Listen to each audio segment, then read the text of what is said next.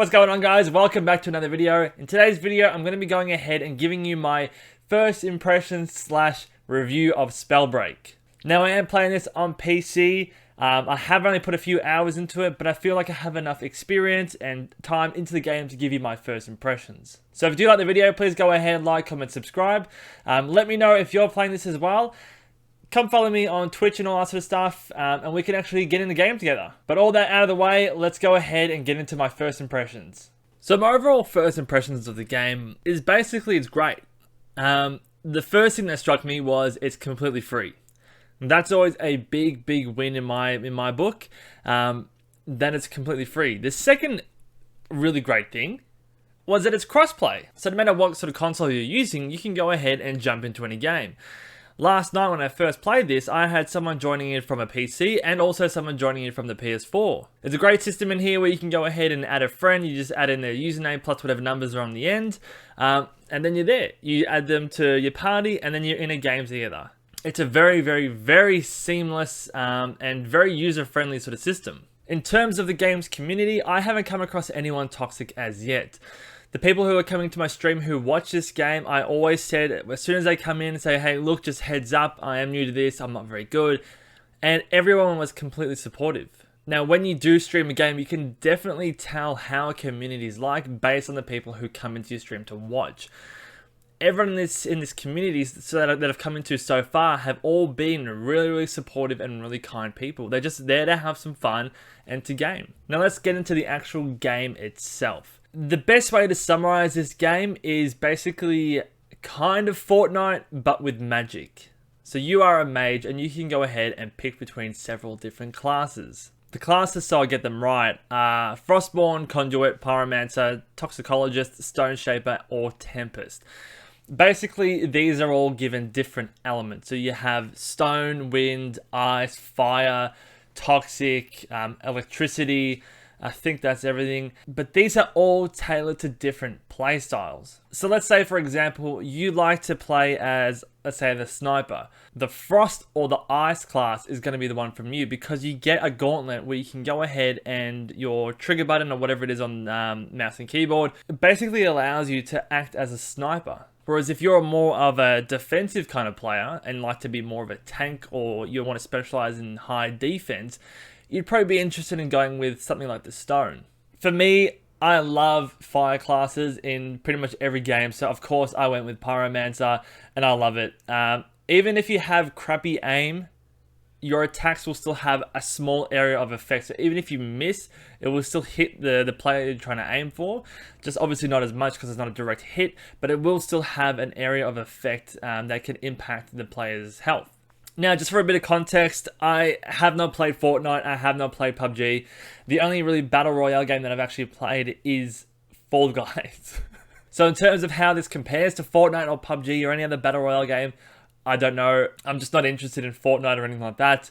But I can tell you that I thoroughly enjoyed this game. I feel the magic offers a nice change where it's fresh and new from all other Battle Royales when that market is really getting very stale. The cartoony aesthetic really does appeal to me and clearly to a lot of other people, given how many people are playing this. I love the look and I love just the unique look of each individual element. So we'll get into the different elements now. When you start the game and when you select a class, you get a gauntlet. That gauntlet ties to that class that you picked. So I picked obviously the fire or pyromancer, so I get a gauntlet that's basically lit on fire. Each gauntlet has its own individual unique look. So the toxic one has these little green bubbles on it. Electricity has different sparks coming off it. The frozen or the ice one has different ice shards coming off it. So visually, each gauntlet has a different unique look to it. Not only that, but you can then pick up another gauntlet out on the map if you come across one and use it in your left hand.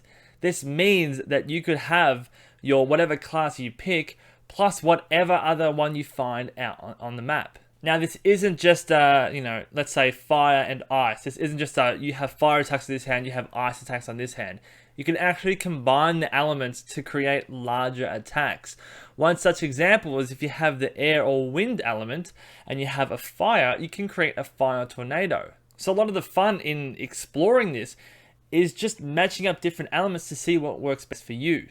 So like Fortnite and most other Battle Royale games, when you kill someone, their items drop and you go ahead and you pick up the rare items, all that sort of stuff.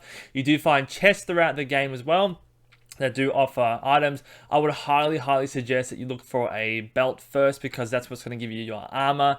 Obviously, the rarer the belt, the more armor you're going to get. But one of the first items I do look for is a belt, because that's just going to give you that little bit of extra buff and defense across any players that you come across. So by now you might be thinking, well, this is a pretty positive experience, but there's one nitpick. And now this is not a negative, it's a nitpick. So if I had to say something negative, it would be this. For the amount of people that spawn into the game, I think you get about 40 people per match. The map is huge. Absolutely massive for the amount of people that join a particular match. So why is this a bad thing? It's again a nitpick, but there were several games that I played where I was off by myself and I was just walking along, not seeing anyone at all. And for the entire match, I think one of the worst ones where I didn't see anyone at all and I was just walking around the map, and it went from 39 players down to about 8 before I saw anyone. So that means just in my time of walking around, there were about 30 players that got eliminated that I didn't see one person. So this comes down to the map and how large it is and where everyone sort of spawns and drops. Again, it's a nitpick. For me, that's great, because that means that's 30 people I didn't have to deal with, and that means I'm in the top 10. Now, winning in this game is also very satisfying. You'll see from my reaction in my first win that I was completely over the moon. Okay, these guys are fighting themselves. Cool.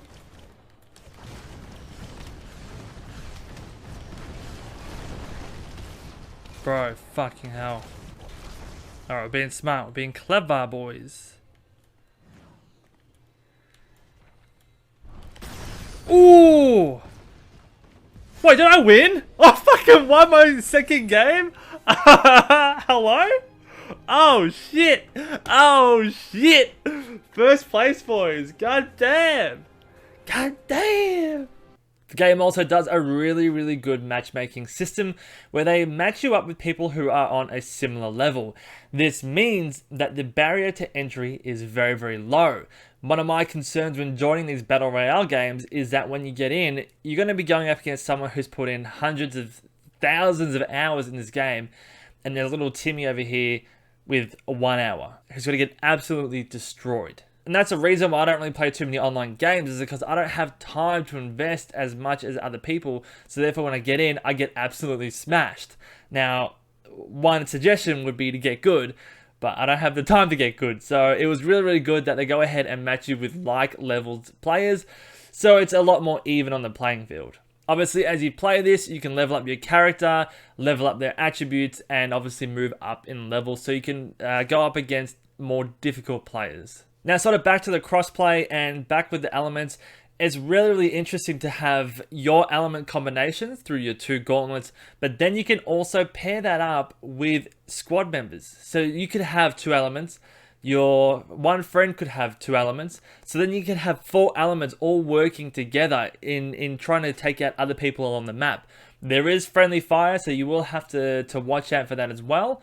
But it's really interesting how many different combinations this game can actually offer you. Now, in terms of game modes, there are absolutely different game modes. So you have a tutorial, you have like a practice sort of area where you can go ahead and try out different weapons and all that sort of stuff. There's your normal solo match. There's a squad where you can go ahead and invite, I think, up to 2 other party members. So there's you plus 2 others that you are in a sort of a squad. You can see their names on the map, so you can see exactly where they are, where they drop from, and you know where they are on the map. There's also in-game voice chat as well. However, I think I would prefer to go ahead and do a Discord call over this. And there's also a 9v9 match where 9 players versus 9 players battle it out.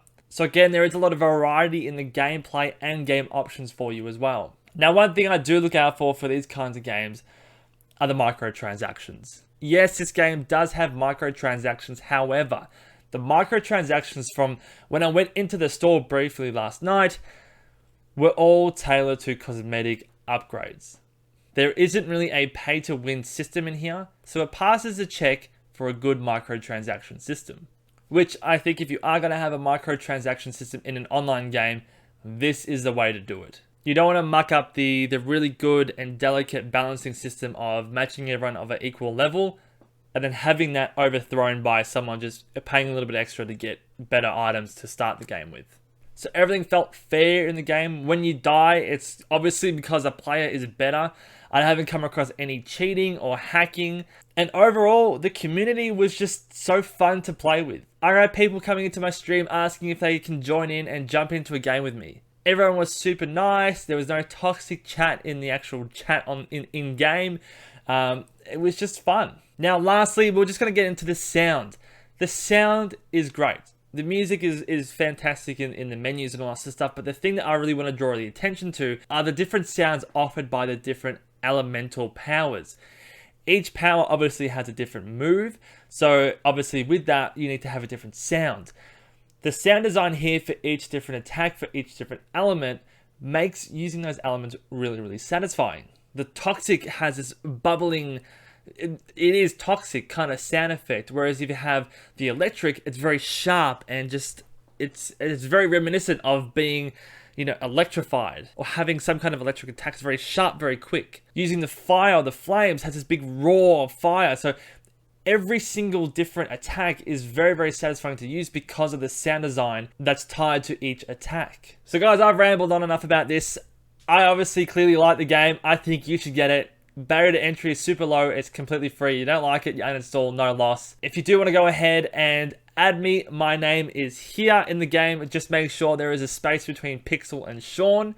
And then I'll go ahead and jump into your game. I think it'll be good fun. But guys, if you liked the video, please go ahead, like, comment, subscribe. That is it for today. I hope you did enjoy it. I hope to see you in Spellbreak. But until then, take care, guys. Stay safe, and I'll see you in the next one. Alright, bye. He's got to be hiding somewhere.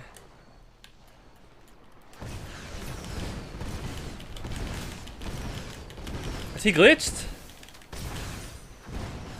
He had to be glitched, man. There's no way. There's no way. I'm not taking that win, man. That was cheap as shit. He had to be glitched or bugged or something. There's no way I'm taking that win. I mean, I'll take it. I'll fucking take it because it's another win. But there's no way.